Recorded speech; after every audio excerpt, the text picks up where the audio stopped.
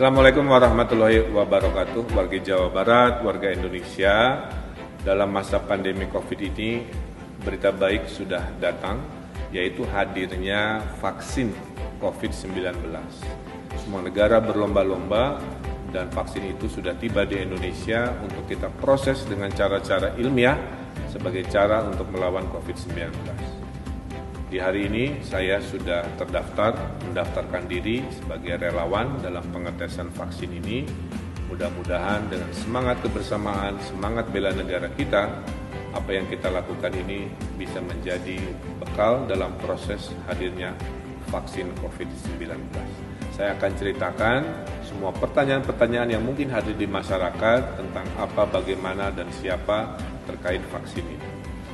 Yang pertama, dalam melawan COVID-19 ini, untuk kita jauh dari COVID, ada dua situasi. Jika dia sakit karena COVID, kita harus melakukan pemberian obat. Dan belum terbukti sampai hari ini obat yang efektif seperti apa. Masih dalam proses riset dan uji coba. Atau jika kita sehat, maka untuk melawan COVID, satu-satunya cara seperti yang kita lakukan di waktu kita kecil, kita melakukan yang namanya imunisasi. Nah, imunisasi ini meningkatkan imun, dan imunisasi artinya memberikan kepada skala massal melalui yang namanya vaksin. Apa itu vaksin COVID? Dalam teorinya ada 3, yaitu mengambil sekian persen dari bagian tumbuhnya virus, ya, kemudian diolah, disuntikan menjadi vaksin, atau menggunakan virus yang sudah dilemahkan, ya, diriset, disuntikan, dan akhirnya meningkatkan imunitas, atau yang terakhir adalah virusnya dimatikan untuk disuntikan kemudian meningkatkan imunitas juga. Nah, yang saya bicarakan adalah metode menggunakan virus yang dimatikan. Jadi resikonya lebih kecil dibanding virus yang dilemahkan, tapi resikonya juga penyuntikan vaksinnya harus 2 kali kepada orang yang sama. Jadi ini tantangan nanti ada di logistik, tantangan di manajemen pemberian vaksin. Jadi vaksin yang akan dihadirkan oleh Bio Farma adalah dari virus yang sudah dimatikan, tapi 2 kali penyuntikan. Yang nomor 3, dari mana datangnya vaksin? Pak, katanya kenapa hanya dari Tiongkok? Tidak betul. Hari ini vaksin itu sedang persiapan. Ada dari Cina, ada dari Korea, ada dari Inggris, ada dari Indonesia. Dan untuk siap diproduksi harus melakukan 3 tes. Tes pertama di bawah 100 orang, tes kedua di atas 100 orang, tes ketiga di atas 1000 orang. Nah, dari semua ini yang paling siap yang dari Sinovac atau dari Cina. Ya, jadi jangan asing. Yang penting lagi perang ini ada alat perang buat nembak musuh, mana aja yang siap ya kita pakai, kita pergunakan. Nah, di tes ketiga ini ya akan dilakukan di Bio Farma, karena Bio Farma ini adalah BUMN, perusahaan penjual dan pemroduksi vaksin. Sudah teruji, produknya selalu halal, bekerjasama dengan tim kesehatan dari kedokteran Unpad, dan Bio Farma sudah mengekspor vaksin kemana-mana, dan prosedurnya memang selalu 3. 2 tes di negeri sendiri, tes ketiga di negeri yang memang membutuhkan vaksin ini.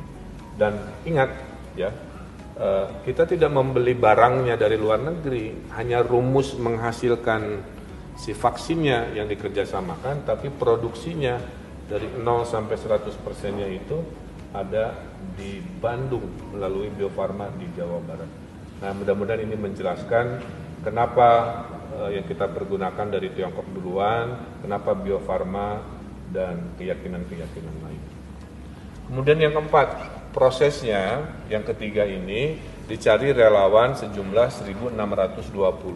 Kenapa angkanya khusus? Sebenarnya ini adalah angka statistik seperti survei pilkada, jadi 1.200 sampel. Nah, ini juga sama, ada 1.600-an, sudah lebih dari cukup untuk mengukur apakah imunitasnya naik atau turun. Usianya 20 sampai 59, saya masih 49, masuk kategori harus sehat, nanti diasuransikan juga ya, dan domisilinya diprioritaskan yang dekat dengan Bio Farma. Itulah kenapa relawannya diharapkan dia orang Bandung, orang Cimahi, bukan di kabupaten-kabupaten lain atau dari provinsi lain, semata-mata karena akan ada monitoring bulanan. Nah, kalau dimonitor oleh dokter, si orangnya harus ada di tempat setiap saat supaya mengukur keberhasilan atau kekurangan secara berkala, kira-kira begitu. Nah, Pak, apakah ada efek samping? Namanya juga vaksin, ya. Tidak banyak efek samping yang luar biasa. Efek samping dari vaksin biasanya yang saya tahu dan menurut konfirmasi adalah kadang-kadang demam sesaat atau bengkak karena suntikan. Biasanya hanya 2 itu. Dan orang masih boleh berkegiatan setelah dilakukan vaksinasi ini. Jadi ini hanya penambahan suplemen ya berupa vaksin agar imunitas kita naik. Makanya keberhasilan kenapa harus ada tes ketiga, nanti diukur jika imunitasnya naik di atas 90%, maka vaksin itu berhasil untuk genetika orang Indonesia. Tapi kalau ternyata imunitasnya naiknya sedikit, berarti vaksin itu tidak layak diproduksi.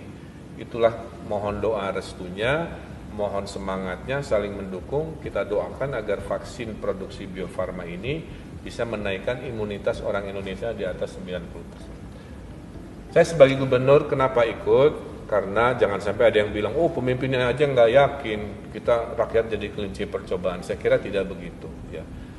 Kita melihat ini ilmiah, maka saya ikut sebagai relawan bersama masyarakat.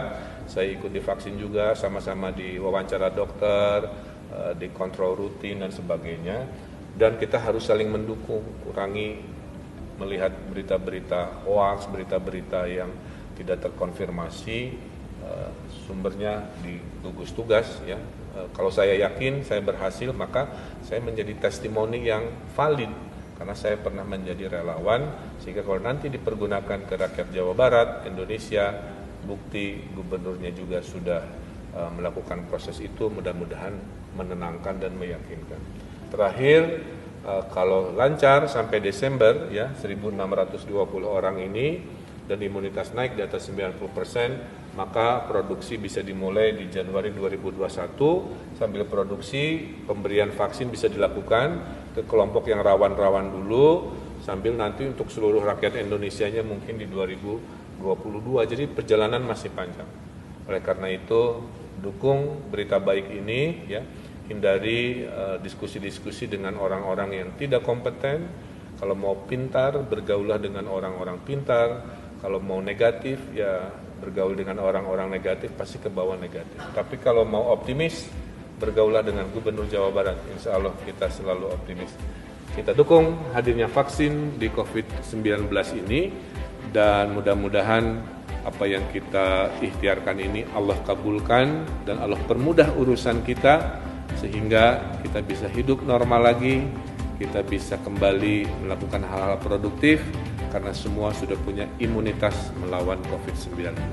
Mudah-mudahan video saya ini menjelaskan dan semua pertanyaan terjawab di sketsa yang saya lakukan. Terima kasih, hatur nuhun, tetap 3M, memakai masker, jaga jarak dan cuci tangan. Assalamualaikum warahmatullahi wabarakatuh.